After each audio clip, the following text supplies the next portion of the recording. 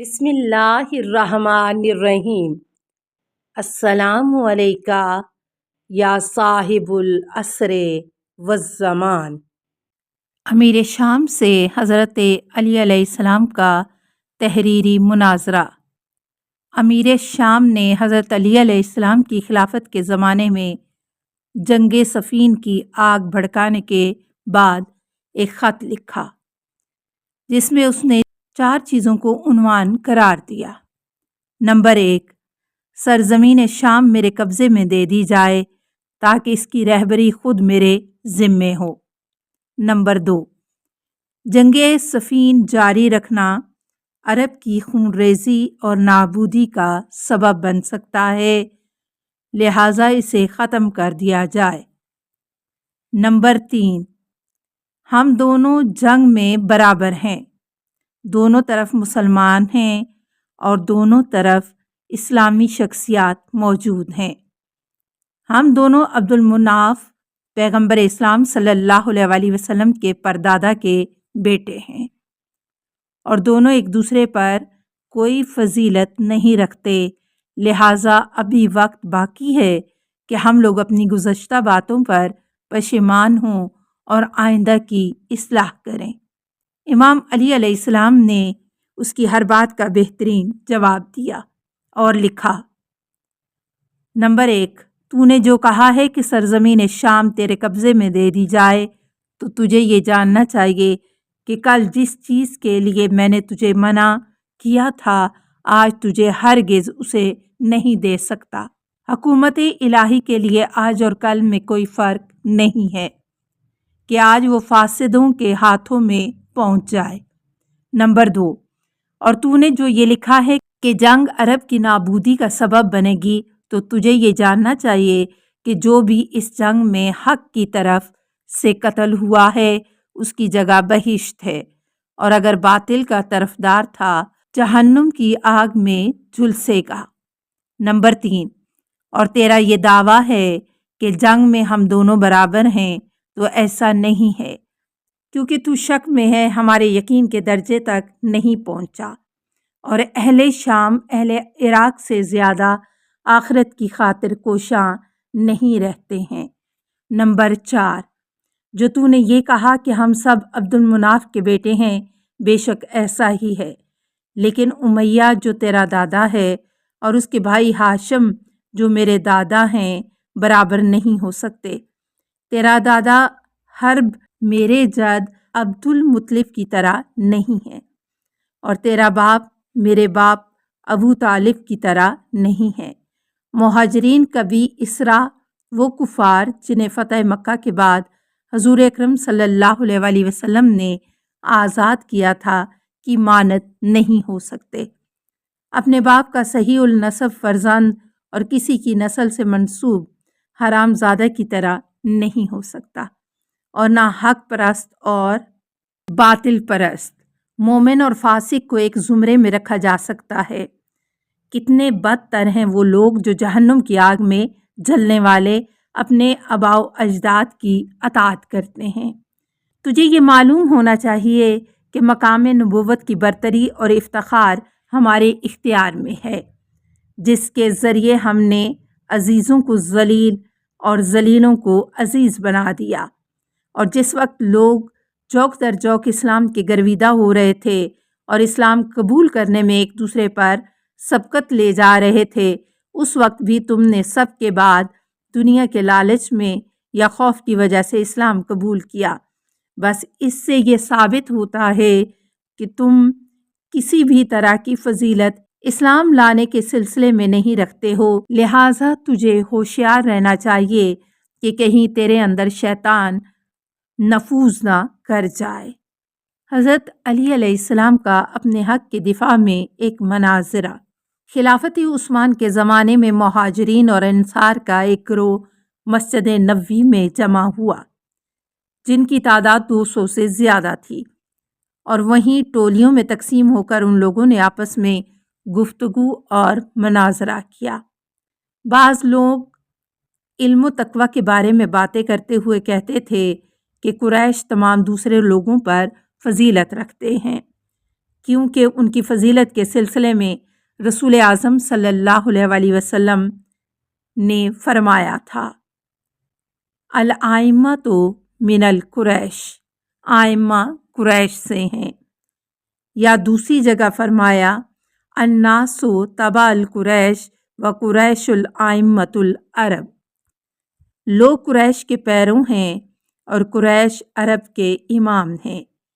اس طرح ہر گروہ اپنی اپنی صاحب اختیار شخصیتوں کو شمار کرنے لگا۔ مہاجرین میں حضرت علی علیہ السلام، سعد و وقاص، عبد الرحمن بن عوف، طلحہ و زبیر، مقداد، ہاشم بن عتبہ، عبداللہ بن عمر، حسن و حسین علیہ السلام اور عمر بن ابو بکر، عبداللہ بن جعفر جیسے لوگ تھے، اور انصار میں ابی بن کعب، زید بن ثابت، ابو ایوب انصاری، قیس بن سعد، جابر بن عبداللہ انصاری، انس بن مالک جیسے لوگ تھے۔ یہ گفتگو اور مناظرہ صبح سے لے کر دوپہر تک اسی حالت میں ہوتا رہا۔ عثمان اپنے گھر میں تھے، جبکہ علی علیہ السلام اور ان کے متعلقین سب کے سب خاموش بیٹھے تھے۔ اسی دوران کچھ لوگ امام علی علیہ السلام کی طرف متوجہ ہوئے اور عرض کیا، آپ کیوں نہیں کچھ بول رہے؟ حضرت علی علیہ السلام نے فرمایا، تم دونوں گروہوں نے اپنی اپنی عظمت بیان کی اور رہبری کے لیے اپنی شائستگی کے متعلق باتیں کی، لیکن میں دونوں گروہوں سے یہ پوچھتا ہوں کہ تم لوگوں کو خداوند متعال نے یہ فضیلت اور برتری کس کی وجہ سے عطا کی؟ مہاجرین اور انصار نے کہا کہ یہ تمام اختیارات اور فضیلتیں محمد صلی اللہ علیہ وآلہ وسلم اور ان کے خاندان کی وجہ سے ہمیں حاصل ہوئی ہیں۔ امام علی علیہ السلام نے فرمایا، سچ کہا، آیا تم یہ نہیں جانتے کہ اس دنیا اور آخرت کی تمام سعادتیں تمہیں ہمارے خاندان نبوت کی بدولت ملی ہیں؟ اور میرے چچا زاد بھائی محمد صلی اللہ علیہ وآلہ وسلم نے فرمایا، میں اور میرا خاندان جناب آدم علیہ السلام کی خلقت سے 14,000 سال پہلے نور کی شکل میں خداوند عالم کی بارگاہ میں موجود تھا۔ پھر خداوند متعال اس نور کو ایک نسل کے بعد دوسرے آنے والی نسل کے صلب اور پاک رحم میں منتقل ہوتا رہا، جس میں ذرا برابر بھی نجاست نہیں پائی جاتی ہے۔ اس کے بعد مولا کائنات علی علیہ السلام نے اپنے فضائل کا ایک ٹکڑا بیان کیا اور لوگوں سے قسم دے کر پوچھا کہ کیا ایسا نہیں ہے؟ تمام لوگوں نے اس بات کا اعتراف بھی کیا کہ رسول اسلام نے آپ کے بارے میں یہ چیزیں بیان فرمائی ہیں۔ من جملہ یہ بھی فرمایا، تم لوگوں کو خدا کی قسم دیتا ہوں کہ جس شخص نے بھی پیغمبر کی زبان سے میری خلافت کے بارے میں سنا ہے وہ اٹھ کر گواہی دے۔ اسی وقت سلیمان، ابو ذر، مقداد، عمار، زید بن ارقم، براہ بن عازب جیسے لوگوں نے اٹھ کر کہا، ہم لوگ گواہی دیتے ہیں کہ ہمیں پیغمبر اکرم صلی اللہ علیہ وآلہ وسلم کی اس روز کی بات آج بھی یاد ہے کہ جب رسول اعظم صلی اللہ علیہ وآلہ وسلم تشریف رکھتے تھے اور آپ منبر کے کنارے بیٹھے ہوئے تھے کہ حضرت صلی اللہ علیہ وآلہ وسلم نے فرمایا، خداوند متعال نے مجھے یہ حکم دیا ہے کہ علی میرے وصی، جانشین اور میرے بعد میرے تمام کاموں کے ذمہ دار ہیں، اور خداوند متعال نے ان کی اطاعت تمام مومنوں پر واجب قرار دی ہے۔ اے لوگو، یہ میرا بھائی علی میرے بعد تمہارا امام، مولا اور رہنما ہے۔ وہ ہو فیکم بے منزلتی فیکم فقل داہو دینکم و اطیعوا فی جمیع امورکم۔